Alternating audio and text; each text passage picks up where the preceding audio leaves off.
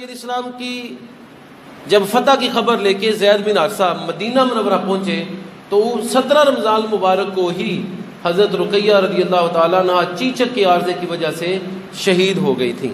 نبی علیہ السلام نے ان کی تیمارداری کے لیے ان کے شوہر حضرت عثمان رضی اللہ تعالیٰ عنہ کو مقرر فرمایا تھا اور فرمایا تم غزوہ میں شریک نہ ہو، میری بیٹی کی عیادت کرو۔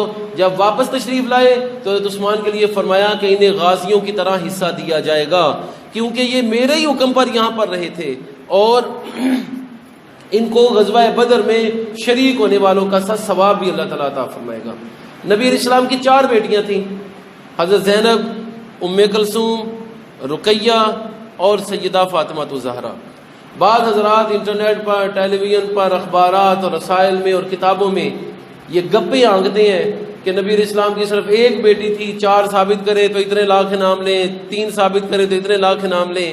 ہم کہتے ہیں قرآن سے نبی علیہ السلام کی 1 سے زیادہ بیٹیاں، 2 سے زیادہ بیٹیاں ثابت ہیں۔ جمع کا صیغہ عربی زبان میں 3 یا 3 سے زائد کے لیے استعمال ہوتا ہے۔ 1 کو واحد کہتے ہیں، 2 کو تثنیہ کہتے ہیں، 3 یا 3 سے زیادہ کو جمع کہتے ہیں۔ تو اللہ تعالیٰ نے جب پردے کا حکم دیا تو اس وقت اپنے نبی سے فرمایا یا نبی، اے نبی، کل ازواجک و بناتک، اپنی بیویوں سے کہہ دیجئے اور اپنی بیٹیوں سے کہہ دیجئے۔ بناتک بنتن کی جمع ہے۔ ہلکی پھلکی عربی زبان، اردو زبان کی جاننے والا سمجھ سکتا ہے کہ بنتن ایک بیٹی کو کہتی ہیں اور بناتن زیادہ بیٹیوں کو کہا جاتا ہے، جمع کا یہ صیغہ ہے۔ تو قرآن خود بتا رہا ہے کہ نبی علیہ السلام کی 1 نہیں بلکہ 1 سے زائد، 2 سے بھی زائد بیٹیاں تھیں۔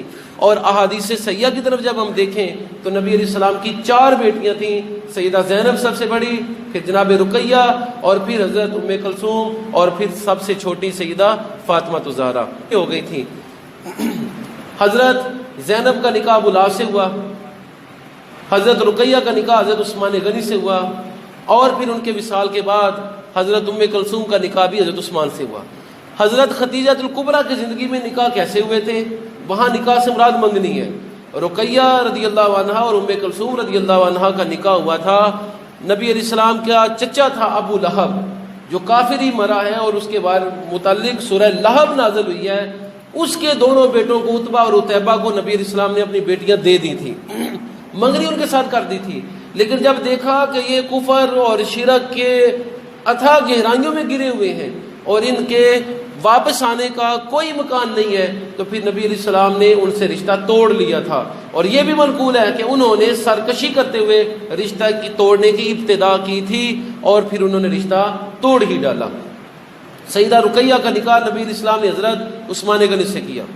حضرت عثمان غنی بڑے مال والے صحابی تھے اور ان کو پہلے ہی ان کی پھوپھی نے بشارت دی تھی کہ عثمان تمہارا نکاح ایک نبی زادی سے ہوگا، نبی کی بیٹی سے ہوگا تمہارا نکاح۔ پہلے ہی ان کی پھوپھی جو ہے وہ کاہنہ تھی تو انہوں نے کہانت کے عمل کو کرتے ہوئے ان کو خبر دی تھی کہ تمہارا نکاح ایک نبی کی بیٹی سے ہوگا۔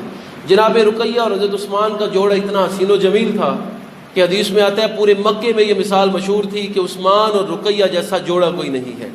حضرت زید کہتے ہیں کہ نبی علیہ السلام نے مجھے گوشت کا تحفہ دے کر مکے میں ہی حضرت رقیہ کے گھر بھیجا۔ دروازہ کھلا ہوا تھا، میں اجازت لے کر اندر حاضر ہوا۔ اس وقت پردے کا حکم بھی نازل نہیں ہوا تھا کیونکہ پردے کا احکامات مدینے میں آ کے نازل ہوئے ہیں، تو یہ ابتدائی دور تھا اسلام کا، مکی دور تھا۔ تو دیکھا کہ حضرت عثمان اور ان کی بیوی حضرت رقیہ ایک چارپائی پر بیٹھی ہوئی ہیں، تو حضرت زید نے وہ گوشت دیا اور واپس آ گئے۔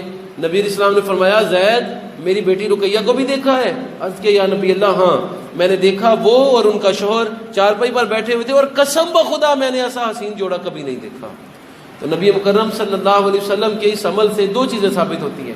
پہلی بات یہ کہ نبی علیہ السلام جس صحابی کو بھی گھر بھیجتے ان سے گھر والوں کے احوال پوچھ لیا کرتے تھے۔ گھر والوں کے احوال پوچھنا یہ باخبر رہنے کی بھی علامت ہے اور محبت کی علامت بھی ہے۔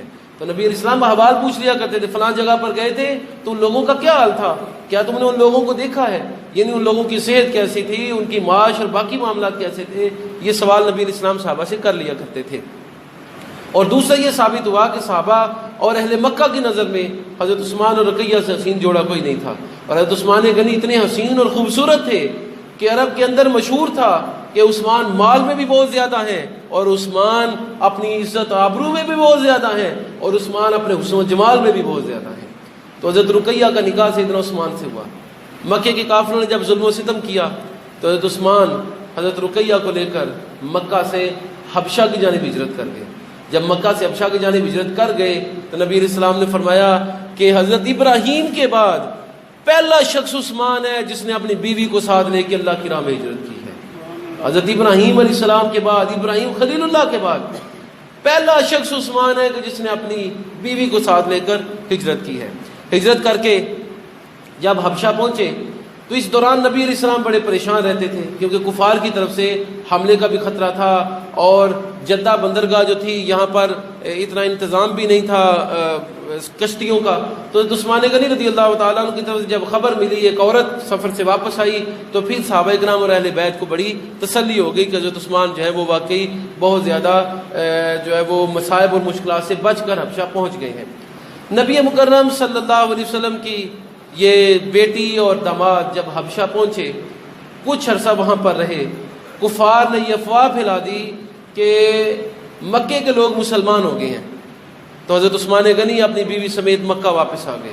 لیکن جب یہاں پر دیکھا کہ حالات بددستور وہی ہیں تو پھر حضرت عثمان ابو طالب کی پناہ لے کر مکے میں داخل ہوئے، کچھ عرصہ وہاں پر گزارا، اور پھر اس کے بعد مکہ سے دوبارہ حبشہ کی جانب ہجرت کی اور وہاں پر کافی عرصہ رہے۔ پھر نبی علیہ السلام جب مدینہ منورہ تشریف لے گئے تو حضرت عثمان غنی فوراً مکہ سے مدینہ منورہ تشریف لے آئے۔ یہاں پر 2 ہجری کو رمضان کے مہینے میں جب غزوہ بدر کا موقع آیا تو اس موقع پر آپ کی بیوی سیدہ رقیہ بہت زیادہ بیمار ہو گئیں، تو نبی علیہ السلام نے فرمایا کہ عثمان تم غزوہ کے لیے نہیں جاؤ گے بلکہ اپنی بیوی کی تیمارداری کرو، اور ایک اور صحابی کو بھی نبی علیہ السلام نے تیمارداری کے لیے مقرر فرمایا، لیکن نبی علیہ السلام کی واپسی تک سیدہ رقیہ جام بر نہ ہو سکیں۔ حدیث میں آتا ہے کہ حضرت فاطمہ کو ساتھ لے کر نبی علیہ السلام حضرت رقیہ کی قبر کی زیارت کے لیے تشریف لے گئے۔ حضرت فاطمہ رو رہی تھیں اور اپنی بہن کی خوبیوں کو یاد کر رہی تھی۔ نبی علیہ الصلوۃ والتسلیم بھی اس دوران غم زدہ تھے، تو نبی علیہ السلام کی زندگی کے غم زدہ واقعات میں سے ایک واقعہ یہ بھی ہے کہ نبی علیہ الصلوۃ والتسلیم نے اپنی بیٹی سیدہ رقیہ رضی اللہ تعالیٰ عنہ کا غم جو ہے وہ آپ کو اپنی زندگی میں دیکھنا پڑا ہے۔ اور حضرت فاطمہ کے علاوہ جیسا کہ آپ کو معلوم ہے کہ تمام نبی علیہ السلام کی اولادیں زندگی میں وصال کر گئی تھیں، سوائے حضرت فاطمہ کے۔ حضرت فاطمہ کا وصال بھی نبی علیہ السلام کے وصال کے صرف 6 مہینے بعد رمضان المبارک میں 3 رمضان کو ہو گیا تھا۔